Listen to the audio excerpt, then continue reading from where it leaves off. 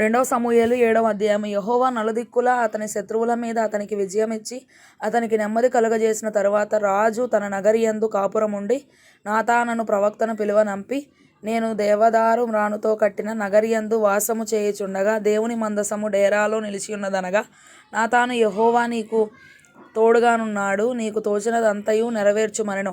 అయితే ఆ రాత్రి యెహోవా వాక్కు నాతానునకు ప్రత్యక్షమై సెలవిచ్చినదేమనగా, నీవు పోయి నా సేవకుడగు దావీదుతో ఇట్లనుము, యెహోవా నీకాజ్ఞ ఇచ్చినదేమనగా, నాకు నివాసముగా ఒక మందిరమును కట్టింతువా?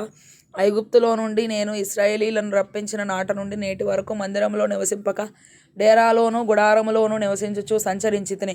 ఇశ్రాయేలీయులతో కూడా నేను సంచరించిన కాలం అంతయు నా జనులను పోషించుడని నేను ఆజ్ఞాపించిన ఇశ్రాయేలీయుల గోత్రములలో ఎవరితోనైనను దేవదారుమయమైన మందిరం ఒకటి మీరు నాకు కట్టింపకపోతిరే అని నేనెన్నడైనను అనియుంటినా?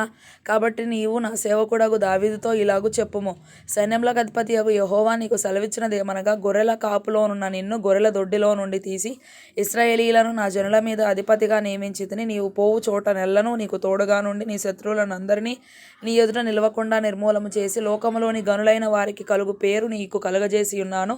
మరియు ఇశ్రాయేలీయులను నా జనులు ఇకను కదిలింపబడకుండా తమ స్వస్థలమందు నివసించున్నట్లు దాని యందు వారిని నాటి, పూర్వము ఇశ్రాయేలీయులను నా జనుల మీద నేను న్యాయాధిపతులను నియమించిన తరువాత జరుగుచూ వచ్చినట్లు దుర్బుద్ధి గల జనులు ఇకను వారిని కష్టపట్టకయుండునట్లుగా చేసి నీ శత్రువుల మీద నీకు జయమిచ్చి నీకు నెమ్మది కలుగజేసి ఉన్నాను. మరియు యెహోవానగు నేను నీకు తెలియజేయునదేమనగా, నేను నీకు సంతానము కలుగజేయుదును.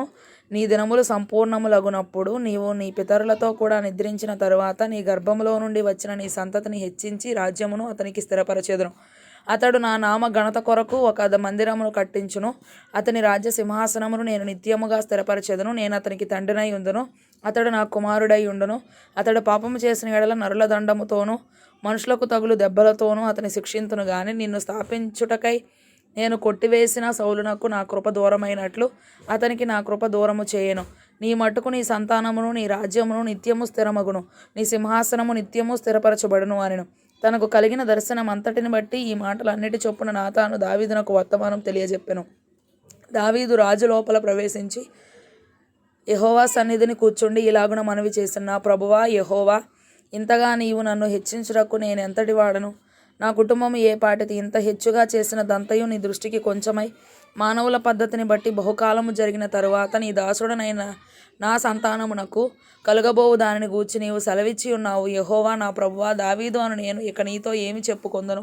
యెహోవా నా ప్రభువా, నీ దాసుడనైన నన్ను నీవు ఎరిగి ఉన్నావు. నీ వాక్కును బట్టి నీ ఇష్టానుసారముగా ఈ ఘనకార్యములను జరిగించి నీ దాసుడనగు నాకు దీన్ని తెలియజేసితివి. కాబట్టి దేవా యెహోవా, నీవు అత్యంతమైన ఘనత గలవాడవు. నీ వంటి దేవుడు ఒకడునూ లేడు. మేము వినిన దానిని అంతటిని బట్టి చూడగా నీవు తప్ప దేవుడు ఎవడునూ లేడు. నీకు జనులగుటకై వారిని నీవు విమోచించునట్లును, నీకు ఖ్యాతి కలుగునట్లును, నీ జనులను బట్టి నీ దేశమునకు భీకరమైన మహాకార్యములను చేయనట్లును దేవుడవైన నీవు ఐగుప్తు దేశములో నుండి ఆ జనుల వశములో నుండి వారి దేవతల వశములో నుండి నీవు విమోచించిన ఇశ్రాయేలీయులను నట్టి నీ జనుల వంటి జనము లోకమునందు మరి ఎక్కడనున్నది?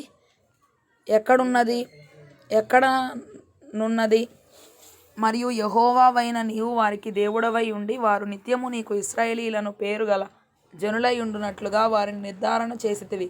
దేవా యెహోవా, నీ దాసుడనగు నన్ను గూర్చియు నా కుటుంబమును గూర్చియు నీవు సెలవిచ్చిన మాట ఎన్నటికీ నిలుచున్నట్లు దృఢపరిచి సైన్యములకు అధిపతియగు యెహోవా ఇశ్రాయేలీయులకు దేవుడై ఉన్నాడను మాట చేత నీ నామమునకు శాశ్వత మహిమ కలుగునట్లును, నీ దాసుడనైన నా కుటుంబము నీ సన్నిధిని స్థిరపరచబడినట్లును నీవు సెలవిచ్చిన మాట నెరవేర్చుము. ఇశ్రాయేలీయుల దేవా, సైన్యములకు అధిపతియగు యెహోవా, నీకు సంతానము కలుగజేయుదునని నీవు నీ దాసుడనైన నాకు తెలియపరచితివి గనుక ఈలాగున నీతో మనవి చేయుటకై నీ దాసుడనైన నాకు ధైర్యము కలిగెను. యెహోవా నా ప్రభువా, మేలు దయచేయుదునని నీవు నీ దాసుడనైన నాకు సెలవిచ్చుచున్నావే. నీవు దేవుడవు గనుక నీ మాట సత్యము. దయచేసి నీ దాసుడనైన నా కుటుంబము నిత్యము నీ సన్నిధిని ఉండునట్లుగా దానిని ఆశీర్వదించుము. యెహోవా నా ప్రభువా, నీవు సెలవిచ్చి ఉన్నావు. నీ ఆశీర్వాదము నొంది నా కుటుంబము నిత్యము ఆశీర్వదింపబడును గాక.